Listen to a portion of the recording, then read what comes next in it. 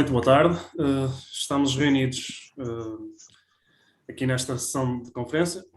Relativamente ao assunto que trazemos, está relacionado com a semana temática das tréguas de Natal, que estamos a dar grande ênfase nesta altura, também por ser um período natalício, e já que é o período natalício, surgiu-nos a ideia de falar sobre aquele momento tão carismático, tão provido de significado, foram as tréguas de Natal de 1914. Temos connosco o Guilherme e o Sr. Coronel Albuquerque, o nosso convidado especial. Sr. Coronel, muito obrigado por estar aqui. É uma honra. Muito obrigado para mim também. Desde já vou passar a palavra ao Guilherme, que vai introduzir o nosso convidado. Muito obrigado. Boa tarde a todos. Hoje o nosso convidado é o Coronel de Infantaria na Reserva, Luís Albuquerque, licenciado em Ciências Sociomilitares pela Academia Militar, na Arma de Infantaria. Desempenhou funções em vários escalões de comando e de Estado-Maior no Regimento de Infantaria 13 em Vila Real, no Regimento de Guarnição número 1 de Angra do Heroísmo e na Brigada Mecanizada no Campo Militar de Santa Margarida. Foi observador também militar da ONU na missão do Saara Ocidental na MINURSO durante um ano. Frequentou formações complementares no âmbito do direito internacional, humanitário e da história. E as últimas instituições onde esteve foi como chefe da repartição de Heráldica e História Militar da Direção de História e Cultura Militar e é o ex-diretor do Museu Militar de Lisboa de 2009 a 2020. Passaria agora a palavra ao nosso convidado. Boa tarde.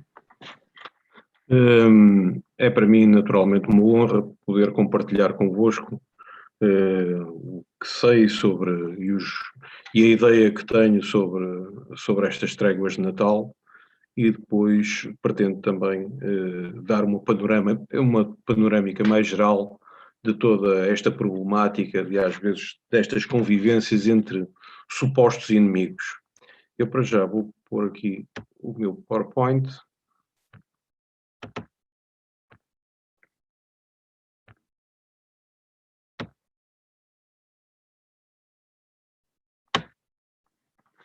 Aí está. E, portanto, vamos então falar, o motivo principal desta sessão de hoje é realmente a trégua de Natal de 1914. Como já foi dito aqui pelo Carlos, é um momento simbólico, ainda por cima nesta época, não é? E que realmente foi um momento tocante de um conflito que acabou por redundar de uma forma tão desumana, tão violenta como a Primeira Guerra Mundial. A Primeira Guerra Mundial, até porque estive no museu, precisamente, durante o centenário, era diretor do Museu Militar de Lisboa durante o centenário da Grande Guerra e, portanto, segui muito atentamente, estudei muito a Grande Guerra e ainda hoje é um conflito que me diz bastante. Diz-me bastante até porque nas minhas lições de História Militar ao longo da minha formação era sempre retratado como uma coisa quase a morte da arte militar, porque era retratado como quase 5 anos, mais de 4 anos, em que tiveram enterrados em trincheiras e praticamente não houve nenhum progresso assinalável para a arte militar.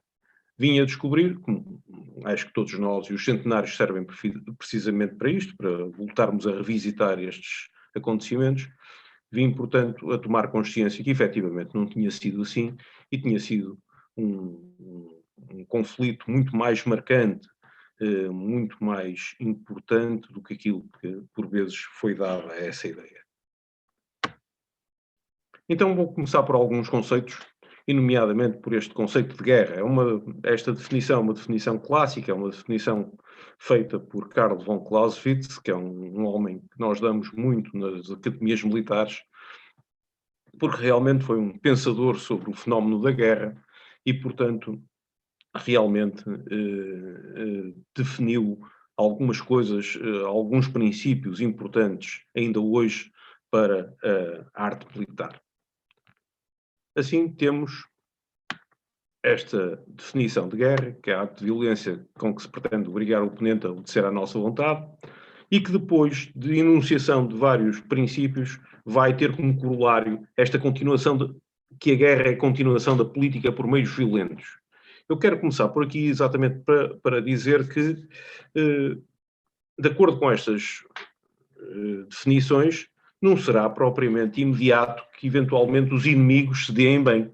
Portanto, realmente não parece haver uma oposição. Sabemos também que as guerras, isto é uma definição de forma muito genérica, como sabemos ao longo do século XX e até mesmo nestes 20 primeiros anos do século XXI, esta definição foi tendo cambiantes, não é? Tivemos a Guerra Fria no século XX, muito motivada pela ameaça nuclear e que se tornou uma guerra sem confronto violento, não é? Ou antes, um confronto violento, mas mais de ideias, mais de ameaças, dissuasão, etc. E que não é propriamente não corresponde exatamente ao que aqui está. De uma forma talvez mais matizada, poderemos lá chegar, mas não é bem isto. E neste século, com o advento deste terrorismo fundamentalista, etc., isto também muda um pouco. Outra ideia sobre a qual eu me queria debruçar é sobre esta questão da composição dos exércitos, ou da composição das forças combatentes, que podem ser por conscritos, portanto, aquilo que vulgarmente se chama o serviço militar obrigatório, por voluntários ou por profissionais. Normalmente, e porque é que eu pus aqui estas noções? É que realmente, enquanto que uns são obrigados, de certa forma, ou têm como dever cívico ir à guerra, outros voluntarizam-se para isso e outros fazem disso modo de vida. São três formas completamente diferentes de encarar este fenómeno da guerra. E, naturalmente, que nos conscritos, sobretudo, existe muito mais sentimento de solidariedade com os que estão do outro lado. Em última análise, isto não diminui em nada o seu mérito como combatentes, porque em última análise trata-se de matar ou ser morto. E, portanto, muitas vezes o facto de serem conscritos não quer dizer que a violência seja menor. Mas realmente a forma de encarar a guerra é completamente diferente e depende muito de combatente para combatente. Dito isto, vou então passar à Grande Guerra.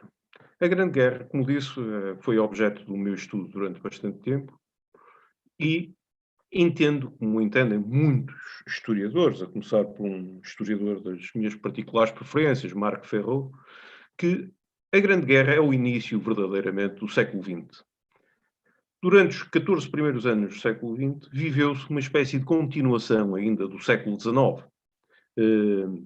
Era aquilo que se chamava a Belle Époque, era uma espécie de paz podre, em que havia realmente, entre os principais poderes europeus, havia rivalidade, havia mesmo crispação, chegava a haver crispação, mas por outro lado, como era uma época ainda de reinos e de impérios, havia muitos governantes muitos monarcas que eram parentes uns dos outros. Como se sabe, havia laços familiares, por exemplo, entre o rei do Reino Unido, o imperador da Alemanha e o czar da Rússia. Sabe-se perfeitamente que eles eram familiares, tratavam-se inclusivamente por diminutivos e, portanto, isto levava a que houvesse algum sentimento familiar, apesar da crispação entre esses próprios países. Por outro lado, as guerras que houve no final do século XIX, sobretudo desde a Guerra da Secessão dos Estados Unidos até à Primeira Guerra Mundial, a violência do armamento, ou seja, a violência produzida pelo armamento e particularmente a artilharia de grande poder destrutivo, o advento da metralhadora automática e mais alguns outros melhoramentos, o arame farpado, etc., faziam com que a guerra adquirisse uma violência que não era conhecida até aí. E, portanto, o que se pensava era que os meios bélicos eram de tal forma violentos, eram de tal forma potentes, que sempre se pensou que a guerra iria ser curtíssima. Qualquer guerra deste género queria ser curtíssima, porque os meios eram tão tão potentes que realmente a guerra ir-se-ia resolver rapidamente. Acontece que o engenho humano supera todas estas coisas e o que aconteceu foi o impasse estratégico causado pela metralhadora e pela trincheira. Naturalmente que perante uma arma que disparava 400 tiros por minuto, a única solução para quem usava uma arma que disparava, embora de repetição, mas que disparava tiro a tiro, a única solução era enterrarem-se. E, portanto, foi isso que aconteceu. Ao longo da frente ocidental, ao longo de quase 900 quilómetros entre o Mar do Norte e a fronteira com a Suíça, foram cavadas linhas contínuas de trincheiras e, portanto, a guerra caiu num impasse. Caiu num impasse, como se sabe, até, sobretudo, 1918, até à primavera de 1918, esta linha de trincheiras mal mexeu, chegou a mexer em determinada altura, mas por uma questão de adaptação do dispositivo, chegou a mexer alguns quilómetros, mas muito pouco, realmente, para o tempo decorrido. E, portanto, este impasse estratégico provocou esta, não direi passividade, porque não foi passividade, mas em termos de movimentos, a guerra de movimento parou. Passou a ser uma guerra estática. Com grande importância, desculpem, com a artilharia, com grande importância com os fogos indiretos, de morteiro, etc. E com invenções sucessivas para quebrar este impasse estratégico. Os gases de guerra, o carro de combate, a artilharia cada vez mais potente, o aumento da eficácia e da operacionalidade da força aérea, portanto, dos aviões, o bombardeamento, etc. Os aviões tornaram-se especializados, os aviões que no princípio da guerra eram autênticas plataformas estáticas de observação de artilharia ou de reconhecimento, passaram a ter todas as outras funções que depois viemos a conhecer, como a caça, o bombardeamento, o apoio às tropas terrestres, etc. Bom, como é que isto nos leva ao Natal de 1914? Leva-nos de uma forma muito simples. A verdade é que, como disse, quando a guerra se iniciou em agosto de 1914, pensava-se que a guerra ia ser curta. Todos os soldados que partiram para a frente, e mesmo num exército altamente profissionalizado como é o exército inglês, houve desde logo muitos voluntários a correr aos gabinetes de recrutamento. Portanto, o exército inglês que estava em França já tinha muitos voluntários que foram por idealismo, pensaram que realmente aquilo ir-se-ia resolver muito rapidamente, que estavam a lutar pela civilização, e recordo aqui que a medalha da vitória que foi distribuída a todos os combatentes das potências vencedoras no final da guerra, em algumas versões tem escrito por trás Grande Guerra pela Civilização, que obviamente fazia dos impérios centrais, faziam os bárbaros, não é? Se eles estavam a lutar pela civilização é porque os outros eram os bárbaros. Para mim é-me sempre difícil assimilar, e acho que isto é uma manobra interessantíssima de guerra psicológica, porque chamar à pátria de Goethe e de Beethoven uns bárbaros ou uns selvagens não me parece de todo. Mas, de qualquer das formas, a verdade é que as potências aliadas estavam convencidas ou convenceram as suas populações que estavam a combater pela civilização. E, portanto, mesmo o exército inglês, como disse, que era um exército profissional, estava muito foi muito preenchido nessa altura com voluntários. Até se falava de unidades de voluntários que eram todas da mesma profissão, portanto, que era um fenómeno muito curioso e particularmente fomentado por Lord Kitchener, que na altura julgo que era o Ministro da Guerra. Bem, mas durante o Natal de 1914, portanto, aquela gente esperava já estar em casa outra vez pelo Natal, e a verdade é que não estavam enterrados nas trincheiras.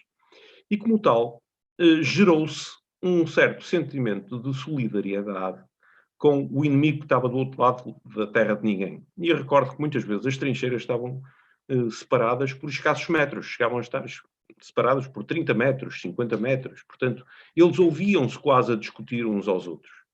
E, portanto, na véspera de Natal de 1914, parece que a iniciativa partiu de uma trincheira inglesa, começaram a tentar fazer entendimentos com os alemães para trocarem prendas. E, portanto, começou tudo dessa forma muito, não quero dizer sequer infantil, mas de uma forma muitíssimo informal e muito cândida, de certa forma, e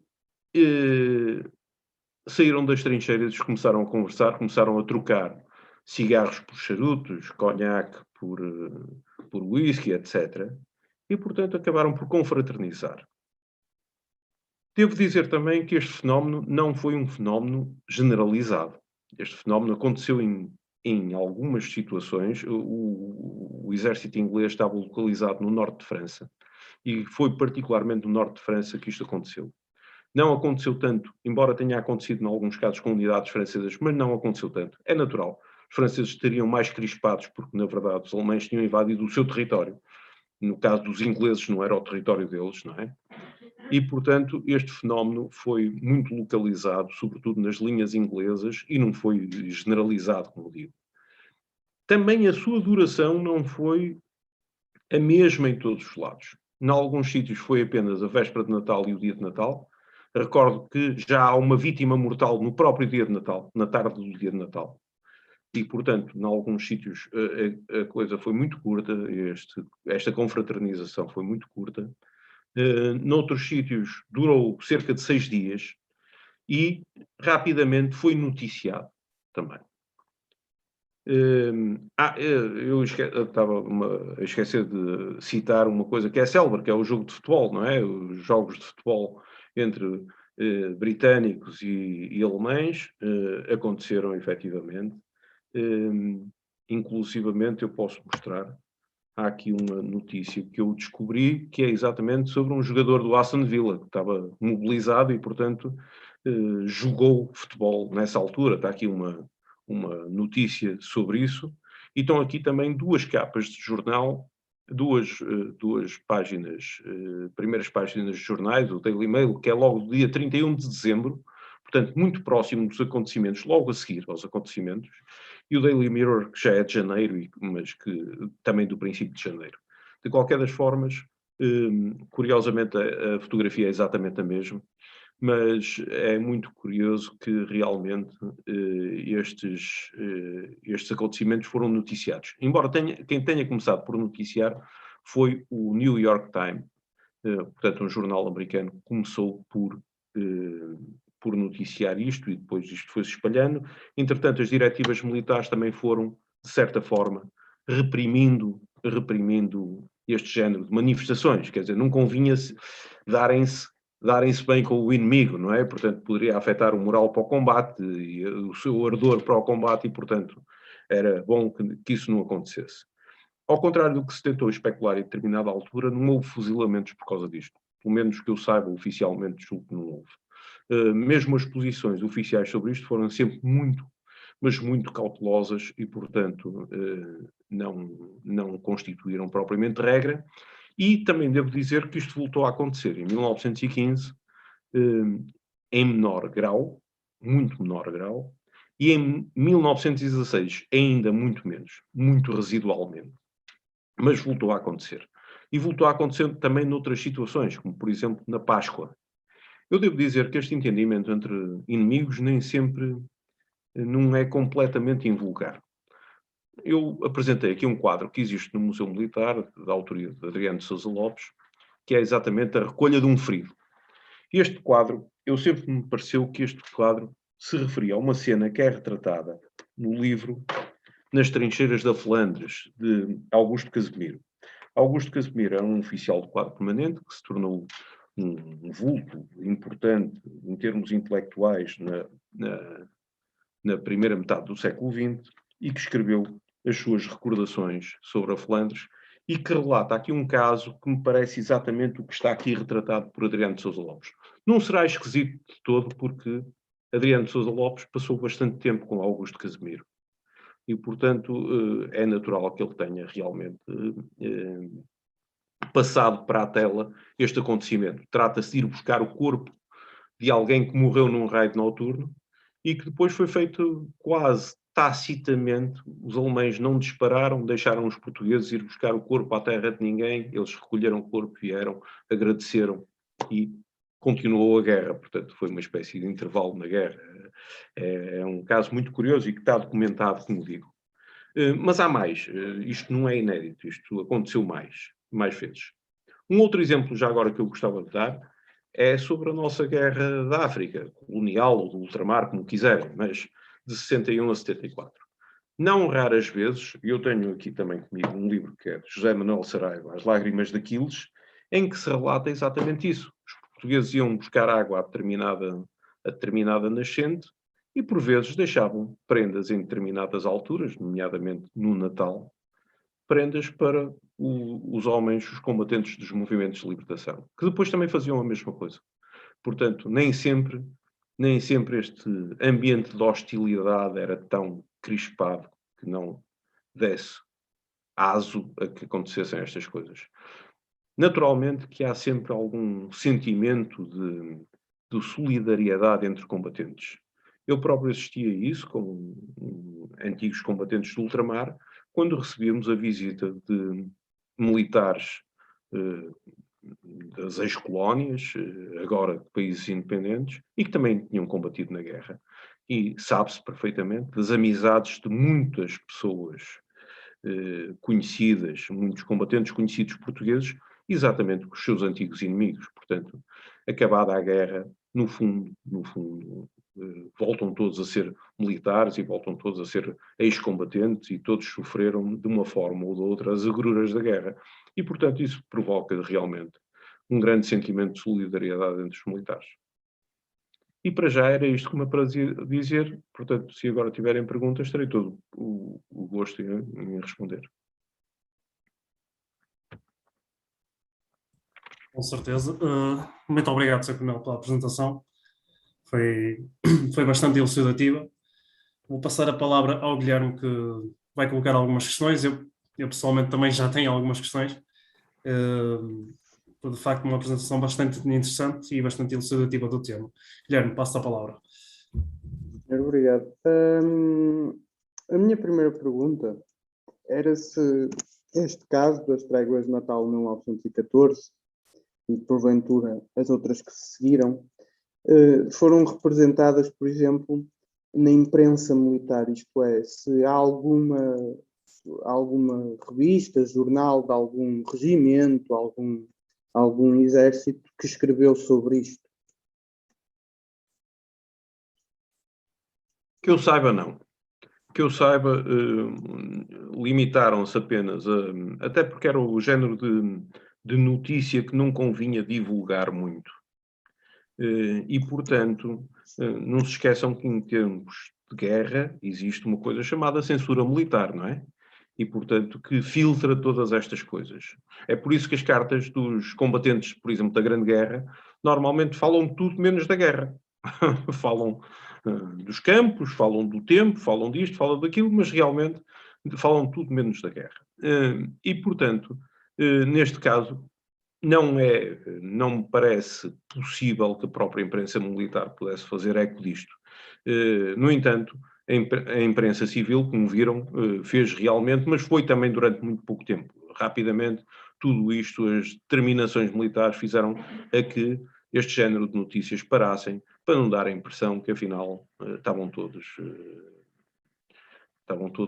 a dar-se bem, ou que realmente que não havia grande interesse em fazer a guerra. Portanto, naturalmente, e voltando ao meu primeiro conceito, a guerra é a continuação da política por meios violentos e, portanto, a partir daí, julgo que não era de grande interesse divulgar este género de notícias. Obrigado. Carlos? No início da apresentação falou sobre os conscritos. A questão que eu lhe queria colocar, uma das, é se esta trégua é maioritariamente devido aos conscritos que estavam presentes nas trincheiras ou mais dos oficiais do quadro? Muito bem. Eu devo dizer que a conscrição em Inglaterra só começou em janeiro de 1916, ou seja, em dezembro de 1914 ainda não havia conscritos nas fileiras, mas havia os tais voluntários, os tais que foram para a guerra pensando que voltariam rapidamente. e, portanto, isso pode ter contribuído para isso. Do lado alemão, naturalmente, havia conscritos. Houve mobilização geral e, portanto, havia conscritos, assim como do lado francês. Os franceses mais crispados, como eu já disse, por verem o seu território invadido, muitas vezes há um filme muito interessante chamado J'accuse, rodado em 1918, 1919, e que fala exatamente disso, das mulheres que ficaram do lado ocupado pelos alemães, etc., e que depois tiveram filhos de alemães que se apaixonaram por alemães. E, portanto, são problemas recorrentes na guerra. Já quando foi das invasões francesas em Portugal também houve esse problema. Camilo Castelo Branco até escreveu uma obra sobre isso. E, portanto, no caso dos franceses menos, no caso dos britânicos talvez mais, não por causa da conscrição, mas por causa dos tais voluntários, e dos alemães, sim senhor, dos conscritos, porque os alemães tinham um exército muito cheio de conscritos. Naturalmente, os oficiais, sobretudo de grau mais baixo e intermédio, estou a falar de subalternos e capitães, acabaram por colaborar. Aliás, há mesmo relatos disto feitos por oficiais ingleses e por oficiais alemães, etc. Confraternizaram com os oficiais do outro lado, não é? Isto começa a ser um bocado mais gravoso quando começa a meter oficiais superiores, não é? Que têm outras responsabilidades e eles naturalmente quiseram se manter afastados deste género de confraternização. Outra das questões que eu tinha também, não sei se concorda, o facto de haver uma similaridade entre culturas, neste caso a inglesa e a alemã, porque muitos alemães antes da guerra trabalhavam em Inglaterra, acha que isso também pode ter sido um fator de proximidade para que ocorresse esta trégua? Naturalmente que sim. Aliás, é relatado que muitas vezes a iniciativa exatamente do contacto linguístico começava do lado alemão, com alemães que sabiam inglês. É muito mais difícil para um inglês saber alemão do que para um alemão saber inglês e, portanto, exatamente aquilo que referiu muitos alemães que tinham trabalhado em Inglaterra, etc. E, portanto, isso está perfeitamente documentado. Muitas vezes esse contacto, não o contacto mímico, mas o contacto em termos de linguagem, começava exatamente do lado alemão. E, portanto, e essa similitude de culturas também contribui muito para isso. Talvez por isso mesmo não foi não aconteceu tanto do lado francês, para além da crispação de que eu já falei. Muito obrigado, Sr. Coronel. Passo a palavra ao Guilherme, tem mais uma questão? A minha última questão, e agora continuando a parte mais social e tudo, sabe-se por acaso qual foi o impacto que esta situação do Natal de 1914 teve, por exemplo, na sociedade civil, já que a imprensa civil a reportou, mesmo por pouco tempo, mas sabe-se ou mais ou menos como foi? Não tenho uma ideia muito formada sobre isso, mas julgo que não teve, à parte a estupefação natural que pode ter havido por parte da sociedade civil, rapidamente isto dissipou, porque a guerra adquiriu contornos de violência elevadíssimos e, portanto, isto, no fundo, acabou por ser um fait divers no meio da guerra e, portanto, não teve propriamente muitas repercussões, de certeza. Eu recordo que a Primeira Guerra Mundial foi muito sangrenta no início. O mês de agosto de 1914 é provavelmente um dos meses mais sangrentos de toda a guerra, exatamente muito por culpa de uma concepção ainda quase napoleónica da guerra, que fazia com que a infantaria atacasse em linha, a peito descoberto, perante metralhadoras em posição defensiva, não é? E, portanto, isso contribuiu muito para grandes mortandades. Houve dias com mais de 20 mil baixas durante o mês de agosto de 1914. Essa situação, embora tenha continuado a haver muitas baixas, e lembro o Verdun, que durante 9 meses, salvo erro, causou mais de 1 milhão de baixas dos dois lados, mas realmente a carnificina do mês de agosto de 1914 dificilmente foi reproduzida nos mesmos moldes e de forma tão chocante. De modo que, no meio daquele horror todo, este lampejo de humanidade que foi a trégua do Natal de 1914 não passou realmente de um fait divers apenas isso mesmo, um lampejo, mais nada. Muito obrigado. Guilherme, não sei se tens mais alguma questão. Não. Aquilo que eu queria falar era que no início esta guerra tinha um contorno um bocado, tinha-se um bocado uma ideia romântica desta guerra, que ia ser uma guerra de cavalheiros. E não sei se esta trégua de Natal também contribuiu um bocadinho para alimentar esse romantismo que está em volta à Primeira Guerra. A questão que lhe queria colocar é que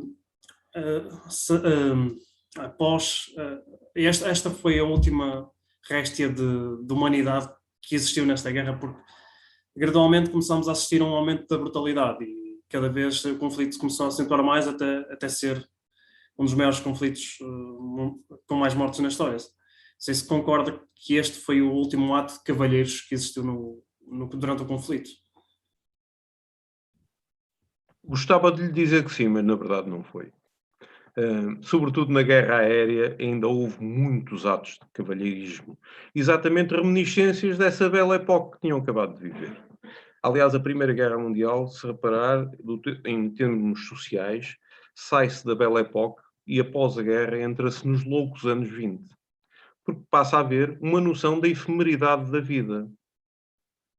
No tal filme que eu há pouco citei, J'accuse, da Abel Gance, há soldados que vinham de licença e que foram utilizados como figurantes que já não chegaram a ver o filme montado, porque entretanto morreram. Houve homens que sobreviveram apenas alguns dias ou mesmo algumas horas na primeira linha. Portanto, esta noção de efemeridade da vida vai levar ao que vai acontecer nos anos 20. Por um lado, uma grande onda pacifista, e é muito reflexo disso a arte. Eu tenho a felicidade de ter comprado uma coleção de gravuras, reproduções, naturalmente, de Otto Dix, que foi apontador de metralhadora alemão durante a Primeira Guerra Mundial e que era um artista, e que depois fez uma série de gravuras chamada Der Krieg, a Guerra, exatamente sobre os horrores da guerra. Este artista é conhecido porque fez parte daquilo que Hitler chamou a arte degenerada, porque era uma arte pacifista, não é?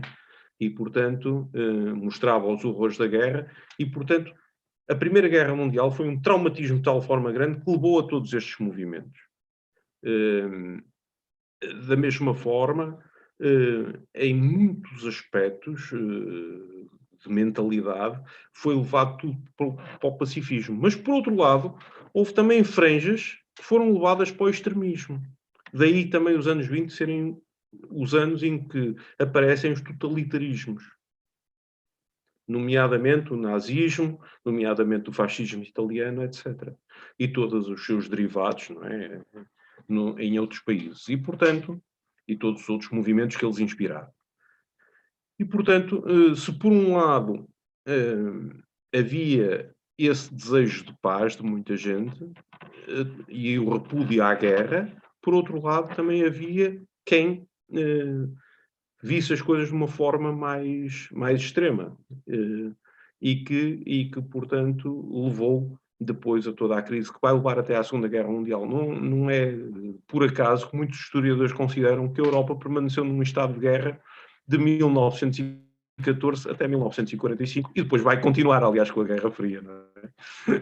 Portanto, naturalmente que isto é um espaço muito abrangente, é um espaço de guerra latente, naturalmente, e, portanto, vai acontecer que vai originar estas atitudes extremas. Ao mesmo tempo, também é o tempo do futurismo, em que se quer viver depressa, das corridas de automóveis, das corridas de aviões, das corridas de barcos, etc. E, portanto, há uma necessidade de viver depressa, porque não se sabe quando é que se vai morrer, quando vai aparecer outra guerra que nos leva assim, de um momento para o outro. O que origina também aos loucos anos 20, lá está, aquela euforia, exatamente. lá está, e como referiu também, a Europa acabou por viver num clima de paz armada, mais ou menos até 1970, 1980. Ou seja, não foi um processo que estagnou com a Primeira Guerra. Realmente tem toda a razão. Sr. Coronel, eu agradeço-lhe imenso o tempo prestado. Da parte do Guilherme, não sei se tens mais questões. Não, já está tudo. Neste caso, resta-me concluir, dizendo que este foi um tempo que realmente este evento merece grande reflexão, principalmente nesta altura. Uma altura em que nós somos mais dados à reflexão, claro, e dizer que a Trégua Natal acaba por ser um exemplo raro, mas ainda assim um exemplo de bondade humana. Ainda assim consegue, há sempre uma coisa boa, uma coisa má, que neste caso foi a Grande Guerra. Mais uma vez, Sr. Coronel, muito obrigado. Nós vamos terminar por aqui. Desejo boas festas a quem nos estiver a ouvir. Muito obrigado a todos e bom Natal.